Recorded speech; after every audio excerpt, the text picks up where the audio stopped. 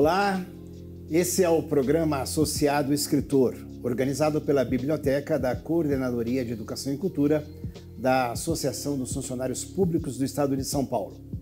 Só um aviso preliminar, estamos aqui sem máscara, porque é um ambiente controlado e estamos num distanciamento permitido. Eu quero inicialmente agradecer todo o apoio que estamos recebendo do nosso presidente, Dr. Arthur Marques, e da nossa coordenadora, Dona Maria Edna Silva Rosa. No episódio de hoje, eu estou aqui com a Maria Deusdedit Giareta Chaves, que também, já conversamos aqui nos bastidores, permitiu que eu chamasse de Det Giareta. Isso. Pode ser, né? Pode ser, Det Giareta. A nossa associada escritora, ela é associada da associação há 20 anos.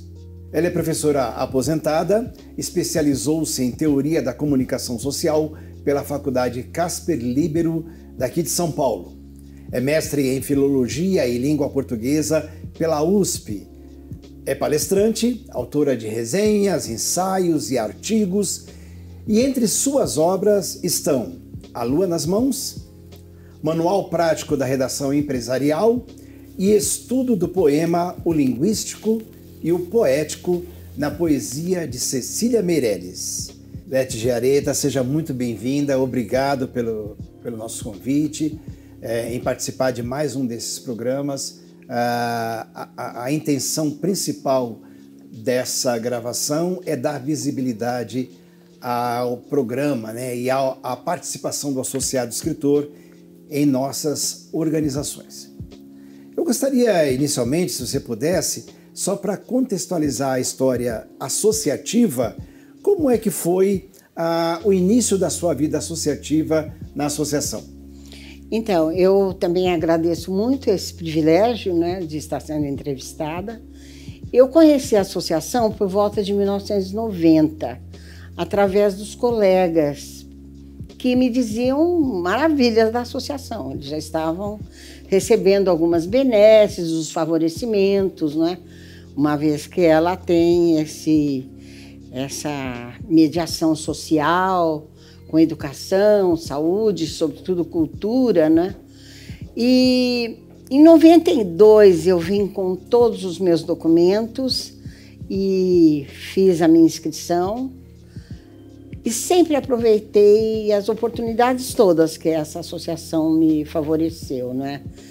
E já fui a estágios de lazer que ela proporciona, já precisei de alguns favores na área de educação, de saúde, sempre tive respaldo. Eu tenho muito respeito por essa associação e por tudo que ela tem feito e se propõe a fazer em favor dos professores e de todo o funcionalismo público, né? Então, foi um amor à primeira vista que se mantém. Maravilha. É uma pergunta tangente, né? Mas eu vou aproveitar aqui um papo de bastidor, né? Você estava me falando, sobre Ubatuba. É isso mesmo. Nós temos uma unidade em Ubatuba. Conhece lá? Conheço. Maravilhosa unidade da FEPESP em Ubatuba. Se não me engano, nas Toninhas. Nas Toninhas, exatamente. Maravilha, viu? Maravilha. E agora eu soube que tem uma também fantástica em Maresias, né? Sim. Quase de frente à praia. E minhas irmãs gêmeas, que também foram professoras já falecidas, também eram, acho que, associadas e aproveitavam os espaços de lazer. Então, uma família de professores lá em casa, somos todos irmãos da associação, né? Nós temos um orgulho muito grande, né, de trabalhar e de dar visibilidade ao associado escritor.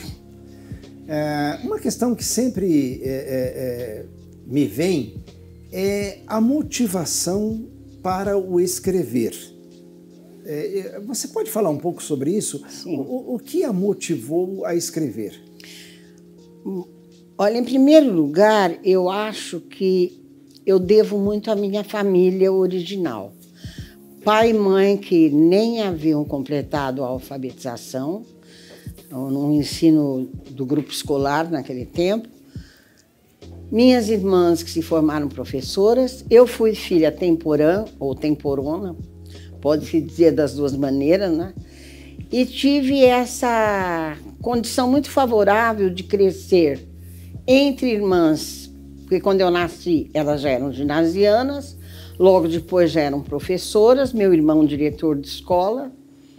E quando eu abri os olhos, no meu quarto havia uma estante de livros. Meu pai favorecia muito a questão cultural, talvez ele tivesse trazido isso da própria Itália, de onde eles vieram, né?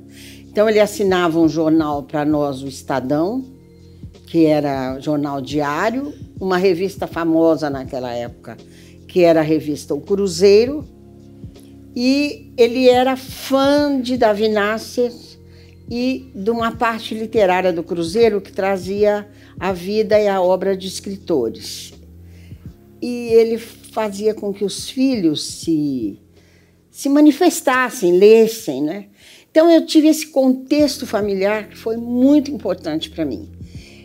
Eu não sei se o sentido da vida já está escrito no livro de Deus, porque as coisas foram acontecendo e eu fiquei pensando como é que uma menina que se alfabetiza lá no sertãozão de São Paulo e mora ali numa quase roça, porque a minha cidade não tinha comércio quase, não tinha indústria, então o que nós jovens fazíamos? Cinema, esporte e leitura. Não havia televisão, todo esse instrumental tecnológico, e nós líamos muito. E as minhas irmãs só me davam presentes livros, desde o Sítio de Pica-Pau Amarelo, do Monteiro Lobato. Depois elas enveredaram por Érico Veríssimo, porque elas viam que eu me travestia na personagem. Uma hora eu era Narizinho, outra hora eu era Emília. Aí eu fui a Clarissa, a minha mãe falava, Dete, vai ao armazém. Eu falava assim, mas se você me chamar de Dete, eu não vou, mãe. Eu sou a Clarissa. Então eu acho que esse momento da minha vida já me indicava caminhos que depois foram se abrindo, porque felizmente uma irmã veio morar em São Paulo, me acolheu quando eu fiz a graduação, a mesma graduação da Gilda, né, que está aqui presente hoje, que a minha graduação foi em Letras Neolatinas, nem tem mais esse curso. Ele foi extinto em 1974 e nós tivemos o privilégio de nos graduar em Letras Neolatinas, com conhecimento de língua e literatura de 5 línguas, né? E então o mundo foi se abrindo para mim. Minha irmã me acolheu, depois ela se mudou, mas uma tia me acolheu e eu fui traçando os caminhos com muito favorecimento, né? A faculdade me abriu horizontes, conheci os clássicos, os franceses, os italianos. Quando eu vim fazer o vestibular, eu já tinha lido pelo menos metade dos livros que eles exigiam, que eram de escritores brasileiros e portugueses, né? Justamente por essa adolescência muito boa que eu tive, familiar, a minha família original. Eu até quero dedicar essa entrevista a eles, né? Depois cursei excelentes escolas, universidades e fui parar também na Casper Libero, como o senhor leu aí. Fiz a minha dissertação de mestrado na Universidade de São Paulo. Sempre fui muito atuante no magistério, né, no ensino. Comecei como alfabetizadora numa cocheira e numa fazenda onde hoje é um progressista bairro de Osasco, Jardim da Abril, mas ali era a fazenda dos Bonfilholi. O governo criou a escola, mas não deu o prédio. Então o diretor aproveitou uma cocheira desta fazenda, que era em formato de casco de cavalo, e a cada 2 casinhas de cavalo ele fazia uma salinha de aula. As efetivas ficavam meio deprimidas com a situação. Então sobrava aula para nós, que éramos as substitutas, né? E daí, durante todo o tempo em que eu cursei letras, eu alfabetizava nesse bairro, procurando crianças, né, e constituindo as minhas classes, até me formar. Depois eu fui dar aula de francês em Carapicuíba, Osasco, dei aulas de português também, prestei o concurso, me efetivei e fui estudando, né? Os professores não podem jamais deixar de estudar. Há na sua síntese, né, se me permite dizer, um dado interessante para pensarmos, né? Assim, você consegue precisar o momento em que a leitora deu lugar à escritora? Aquele que a gente chama de o estralo de Vieira. Estralo de Vieira. Olha, eu acho que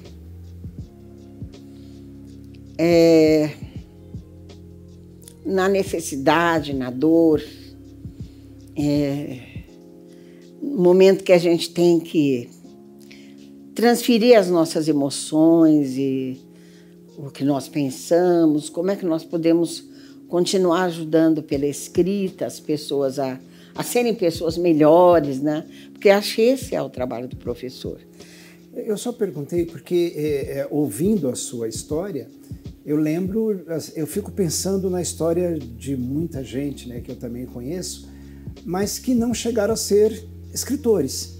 Mas eu sou amadora, né? Eu não sou escritor. Porque há, na minha opinião, uma habilidade que fica difícil de descrever, né? Que é essa de ser escritor. É verdade. Muita gente é leitor. E até muita gente é bom leitor até. Mas não chega a ser escritor, né? Assim, há um elemento aí que talvez um dia valha a pena virar uma tese, né? Olha, eu acho que se eu contar para o senhor que como eu vim com um sotaque muito da minha terra e a professora de redação pediu para eu fazer aulas extraordinárias,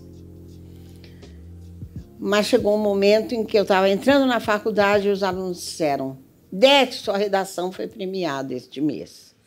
E eu estava lendo um livro chamado Construir o Homem e o Mundo. Nem me lembro o autor, mas esse livro me marcou muito. E a partir daquele momento eu tive vontade de escrever sempre, mas eu escrevia e guardava. Escrevia e guardava. Chegou um momento que eu tive vontade de escrever publicamente, não é? E aí fui colocando os meus textos pela internet, no Facebook, fiz os podcasts, né? E quando eu fazia as palestras, eu tinha de alguma maneira escrever, né? Mas eu gosto muito da crônica, a história do tempo, né? De relembrar um tempo, de fazer comparação com os vários momentos. Então, tudo isso é estimulante para a pessoa se tornar escritor, né? Observando os títulos dos seus livros, aqui eu tive um curto acesso, salta aos olhos assim a ideia de uma literatura didática. Sim. Não que eu esteja aqui classificando, só dizendo. Mas é verdade. E isso parece muito com a ideia de ser professor, né? Com certeza. O próprio A Lua nas Mãos, que são reminiscências, não é, da minha infância, esse livro nasceu pela vontade de premiar os meus alunos de 8ª série. Porque havia saído um livro chamado Confissões de Adolescente. E foi proibido o livro, porque os capítulos eram chamados de impróprios para o adolescente, porque falava do aborto, da maconha, do cigarro, da prostituição. E foi cair na mão de um aluno nosso. E deu um problema grave porque os pais acharam que era indicação da escola, e não era. Era a vontade de o aluno lá fora comprar o livro que ele viu na livraria, mesmo sabendo que o livro, né, se criticava esse livro porque ele era proibido. Quem não gosta do proibido, não é? Aí o aluno resolveu comprar e ler, mas não tinha nada a ver com a escola. Como deu esse tumulto todo, eu falei, eu já sei por quê. São 20 anos que me separam das confissões do adolescente. Então eu vou contar as minhas confissões. E os alunos acharam até que era tudo invenção o livro. E não é, ali é tudo verdade da minha infância. Mas a adolescência da década de final de 50, 60 não tinha nada a ver com a adolescência de 80, 90. Então depois acabou sendo até permitido a leitura nas escolas e a Osasco usou muito o meu livro para estabelecer comparações, né? Essa Lua nas Mãos. Então, o senhor me perguntou, né? O que motiva? São tantas motivações, né? Aí foi a vontade mesmo de mostrar para o aluno como as coisas vão mudando com o tempo. E felicidade, eu dizia para os alunos, né? A função do professor é fazer com que vocês encontrem um sentido de vida, encontrem um caminho da felicidade, né? E aí, quando eu escrevi esse livro, eu queria muito que eles percebessem que ser feliz é ter condição de se adaptar às várias situações, né? De se adaptar às mudanças, de não ficar rogando praga porque tudo mudou, não é? E daí são tantas as motivações que nos levam a escrever, né? Mas agora eu não fico mais sem escrever. Eu já pegou na veia. Então, eu fiquei aí um mês de luto pela perda de uma irmã, mas aquela cócega, aquela vontade, tanta coisa na minha cabeça, eu precisei rascunhar para ficar aí para os próximos textos que eu vou lançar no Facebook. Então, vem textos novos por aí. Vem. Essa é a ideia, né? Vem. Você falou da crônica, né? Assim, como é que você, e até como estudiosa também, como é que você analisa essa questão da preocupação em estabelecer gêneros, né, literários, né? Assim, veja, você mesmo falou agora do seu livro, tentando categorizá-lo. Isso. Como é que você vê essa questão? Olha, eu acho que a questão dos gêneros primeiro é uma questão didática, né? Que ajuda muito. Depois, a nossa inteligência é muito classificatória. A inteligência humana é absolutamente classificatória. E se não há uma classificação, parece que nós não temos um roteiro de perseguição, não é? Então, eu vejo os gêneros como um instrumental didático, como alguma coisa que vai acontecendo, porque as mudanças vêm. E aí, depois, se percebem quais foram as mudanças e que nome se dá àquilo, né? Aquilo tudo que mudou. Daí as estéticas literárias, que tem várias estéticas, vários gêneros, como conto, novela, romance, que o aluno pensa, por exemplo, que é o conteúdo, e não é. É a forma, né? Que faz com que aquela obra seja um conto, que a outra seja um romance, a novela, não é? O romance são longas histórias da vida inteira, né? E são sempre livros muito densos. O conto já é um momento num dia, um momento na tarde. O conto é denso, né? As ações vão acontecendo rapidamente, então são livros mais curtos, né? Mais breves. E a novela tem aquela história de vários núcleos dramáticos, e o novelista pode estender ou romper a novela onde ele achar. Eu estou ouvindo você falar e está vindo aqui exatamente a estudiosa de literatura. E a minha dúvida é, quando você está escrevendo, essa estudiosa de literatura interfere? Interfere, mas... Interfere, mas não categoricamente. Não atrapalha, né? Não, mas interfere. Porque nós temos um compromisso com a nossa verdade, que foi, por exemplo, a língua, né? Eu sempre fui professora de gramática, então eu queria que o aluno soubesse a boa linguagem, tivesse um vocabulário adequado, e que ele soubesse que cada meio ambiente se usa um vocabulário, né? Vou falar com o presidente, eu tenho um vocabulário, com meu pai é outro, com meu amado é outro, né? Com os alunos o vocabulário é outro. Então, eu exigia tantas coisas. E aí, imagina se depois a professora Odete não leva em conta as exigências todas que ela fez da gente, porque os alunos me corrigem também. Tudo bem. Eles falam, professora, a senhora errou ali, viu?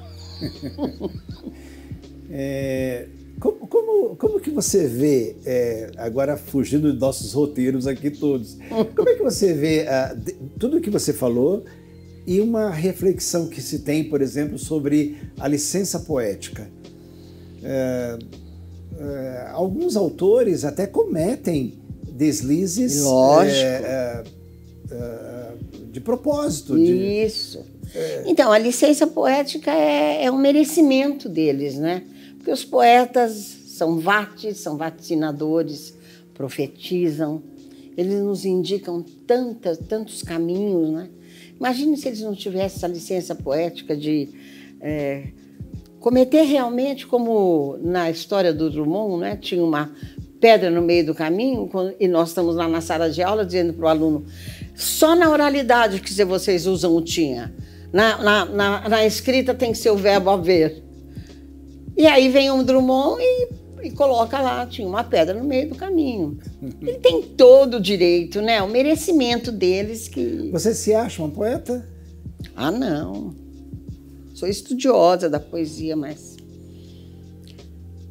Na realidade, quando eu ia fazer o meu mestrado, eu fui com o tema do jornalismo, porque eu tinha saído da Casper.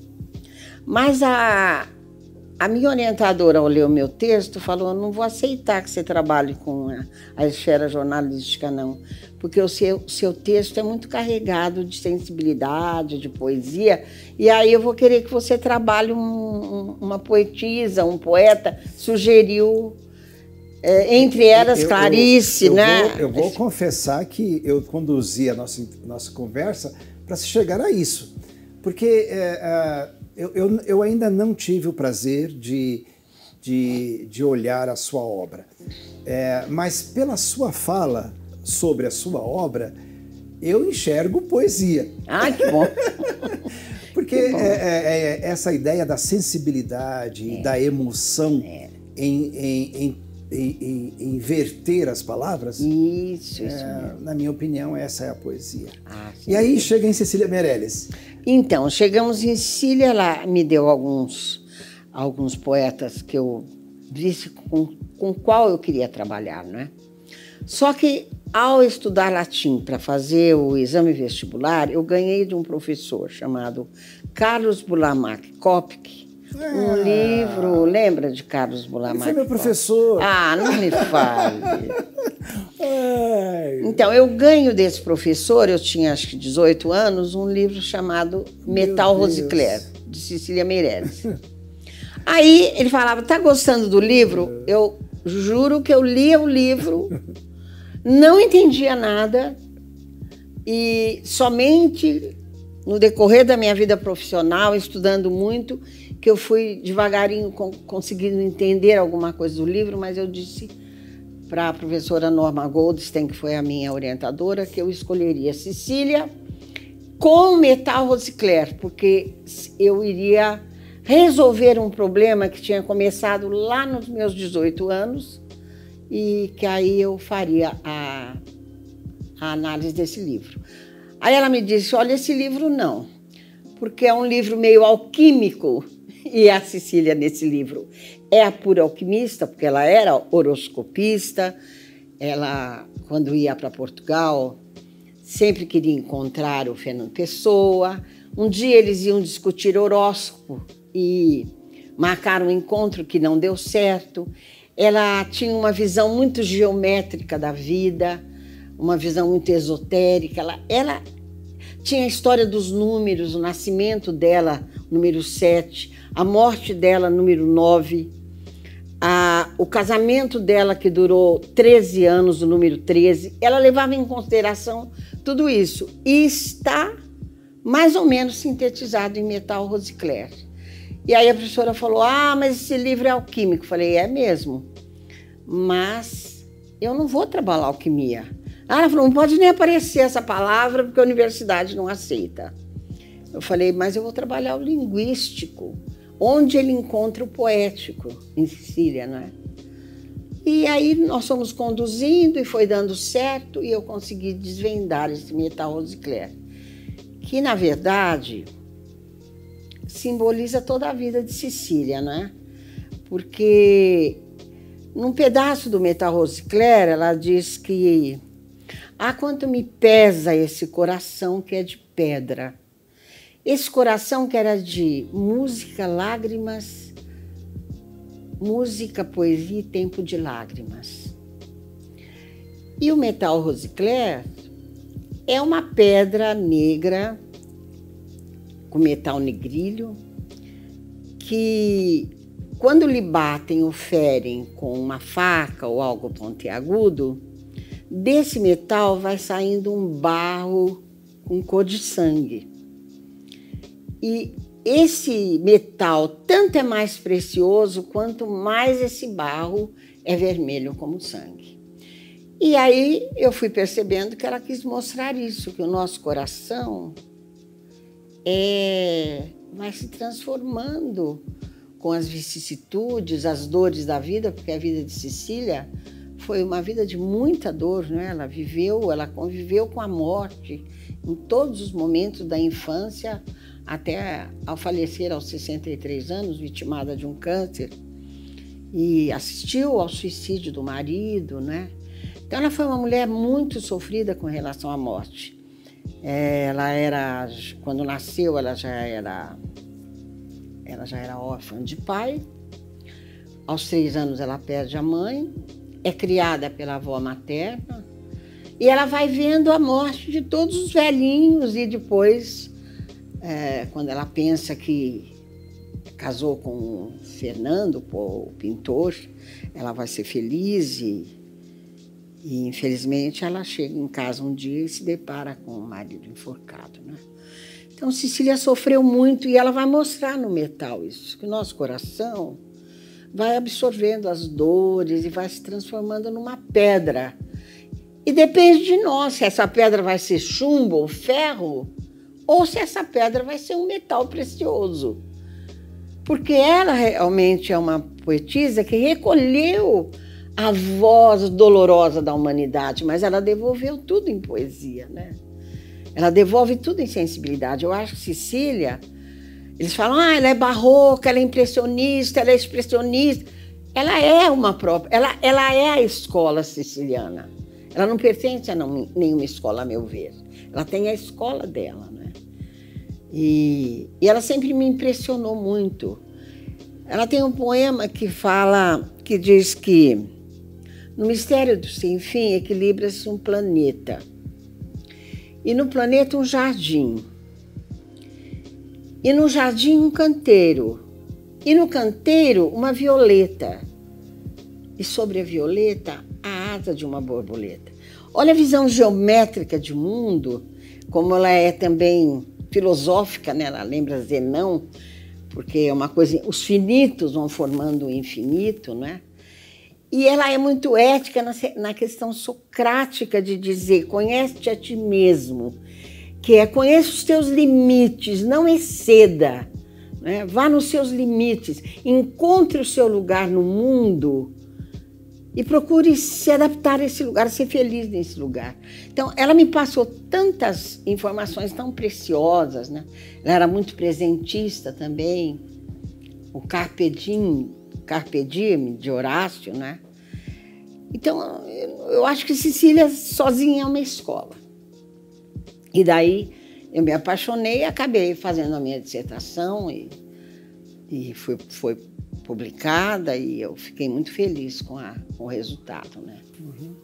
E essa discussão da análise entre o linguístico e o poético, você resolveu isso? Resolvi, porque é como se dizia, né? Queria tanto falar do horoscopismo de Cecília, da alquimia, da questão numérica, da questão geométrica, mas não podia. Então eu fui procurando todos os dados linguísticos que eram absolutamente poéticos, né? Epifânicos, que a mestra da epifania é a Clarice, que a especialista e doutora de Clarice está ali, né, na nossa frente. Então, eu fui encontrando todos os vetores linguísticos que determinavam o poético. Porque se eu fugisse disso, eu não seria aprovada. Deu certo. Deu certo. É uma conversa muito boa, né? Não dá vontade de terminar, mas precisamos encaminhar para essa parte mais final agora. Se você fosse dar um conselho para a jovem Det lá atrás, né? Agora, fazendo essa transposição assim metafísica, o que você diria para ela em relação a esse propósito de escrever?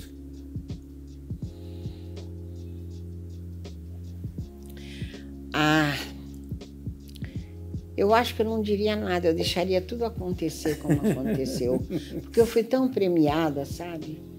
Eu fui tão abençoada, se abriram tantos caminhos que às vezes eu nem me sentia merecedora, né? Eu só perguntei porque tanto você falando de ser professora quanto falando de ser escritora, você disse de uma premissa que é interessante, da ideia de mostrar para o outro que se deve fazer o melhor. Nem me fale. Isso foi fundamental, né? Isso é interessante. Eu acho que a literatura faz isso, sabe? Eu acho que a literatura, ela recolhe todas as mazelas, tudo aquilo que feriu a ordem universal, que a gente aprende lá na mitologia, né? Cuidado, não fira a ordem do universo, porque você vai ser responsável por isso, né? E a literatura, ela deveria existir desde a pré-escola, porque ela é extremamente ética, ela recolhe tudo que feriu o universo, ela joga fulgor, um foco em cima daquilo, mas ela devolve uma solução ética, que é uma solução de felicidade. Até um aluno me perguntou uma vez, mas às vezes a personagem morre. Pois é, às vezes eticamente tinha que ser isso mesmo, né? Para nos ensinar, porque a literatura é extremamente educativa. É uma ciência e arte, porque ela é as duas coisas, né? Ela é a expressão da realidade. Não existe nada de ficção em literatura, de invenção que saiu da imaginação criadora do escritor. Ele toma uma realidade e joga uma luz sobre essa realidade e vai contestar ou vai analisar, vai transformar essa realidade, transfigurar o real. Aí ela é a arte, né? Mas ela devolve sempre uma solução ética, né? Então eu acho que a literatura me ajudou muito. Eu perdi uma filha muito jovem e se eu não gostasse, não fosse amante da literatura, talvez hoje eu estivesse internada no hospício, porque a gente fica louca quando perde um filho, né? Então a literatura tem isso, ela nos encaminha mesmo para sermos melhores como pessoas, né? Ela é muito melhor que a história, que a geografia, que a antropologia, que a sociologia. É uma ciência, uma arte que é uma pena que não seja tão valorizada, né? Felizmente a associação tem aqui a biblioteca e faz esse trabalho com os escritores. Vocês nem imaginam o bem que vocês estão fazendo, né? Nossa, é uma maravilha. No que depender de nós, esse bem vai continuar. Então. E se você é associado escritor e ainda não participa desse grupo, nos procure. Aqui no vídeo está correndo os contatos para que você também venha fazer parte desse grupo. O grupo de associados escritores, além da gravação desse programa, ele está com algumas atividades fixas, né? Nós temos um encontro mensal presencial dos associados escritores aqui. Nós vamos começar agora, que já começou, o encontro online também de associados escritores. Existe uma série de propostas ainda a serem contempladas a esse grupo maravilhoso que temos o orgulho de desenvolver. Então nos procure, você sempre será bem-vindo e poderá fazer parte até de um episódio como esse, como estamos aqui numa conversa maravilhosa. Det, fica à vontade para fazer as suas considerações finais e eu vou ficar aqui quietinho tentando aprender. Ah, imagina. Considerações finais. Eu vou pedir que as pessoas se arrependam sempre do que elas não fizeram, mas do que fizeram, não. Então, eu termino com um breve poemeto de Cecília. E dizendo que poema é a forma, né? São as estrofes, os versos, a rima, a harmonia, o ritmo, mas a poesia são os símbolos, né? E Cecília é mestra simbólica, ela é o próprio símbolo. Então eu termino pedindo que não se arrependam do que fizeram, mas se arrependam do que não fizeram. E ela diz num poema assim, como é que é mesmo? Não fiz o que mais queria, nem há tempo de sonhar.